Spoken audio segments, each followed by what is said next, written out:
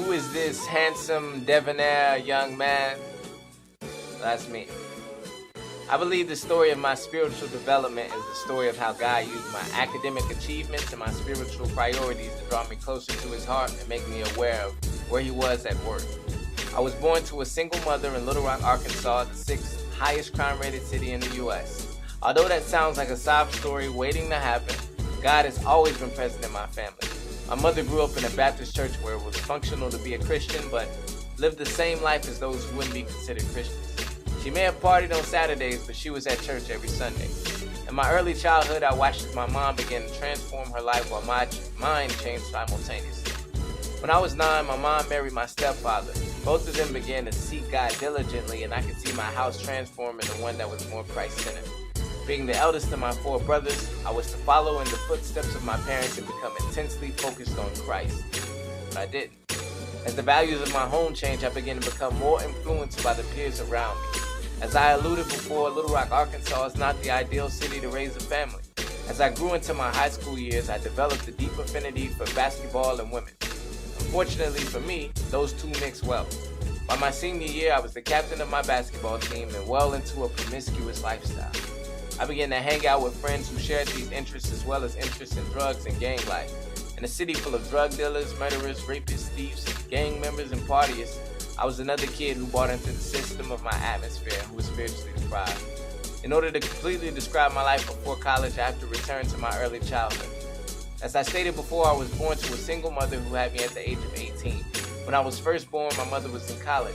She would continue her education and eventually obtain a master's degree and become a professor at the University of Arkansas at Little Rock.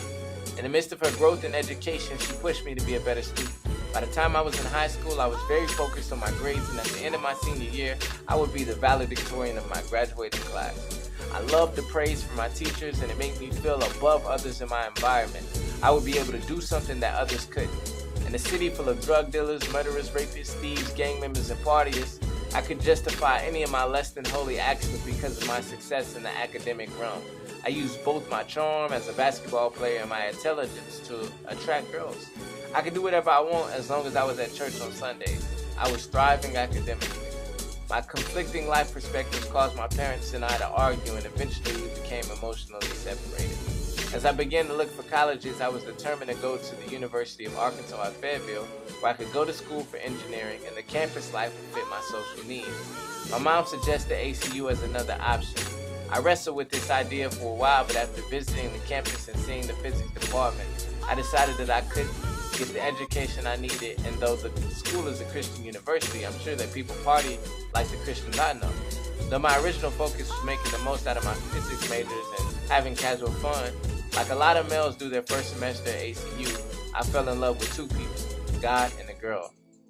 By Welcome Week, I had been introduced to a group of young people who had an authentic faith in Christ, which I had only previously seen in the elderly. One of these people was a girl who wasn't impressed by my charm or my intelligence, but only truly interested in a man who loved God. Her passion for God intrigued me. Unlike all my past fast and polygamous relationships, I began to truly like her for her character. I would never suggest that anyone attempt a relationship with God because of someone else. However, once I began to learn about God for her sake, I began to be authentically captivated by who He is. During the fall break of my freshman year in college, I went to a church retreat where speakers challenged me to question my goals and intentions for life. The passionate and intimate relationships with God that I saw others portraying ignited a passion inside of me. I was inspired to change my major to English in order to emphasize missional living in the context of my passion for writing. My girlfriend was enduring a similar transition. As we progressed in school and our faith, we realized that we had similar goals and desires in faith. After 10 months of dating and praying, I asked my girl to marry me. However, after we were engaged, we grew deeper in love with each other, but other problems started to arise. My fiance and I were struggling sexually. It was heart-wrenching, trying to please God while knowing that you were falling into sin uncontrollably. After intense prayer and fasting, I realized that I had 2 choices: to break up with my girlfriend or get married.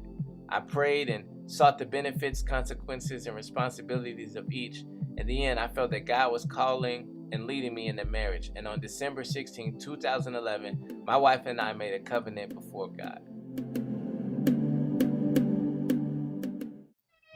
For From my time at ACU, my life has been transformed intensely, with God captivating my heart, leading me into marriage and other practical things such as learning the power of prayer and the Bible, meeting a group of people who encourage me in the faith, and being part of a community that focuses on living missionally. My college experience has had the ultimate role in shaping my faith.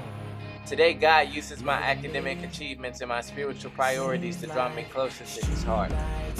I'm just glad that the whole time I always had time to grow. This has been the Life and Times of Jay Furlow.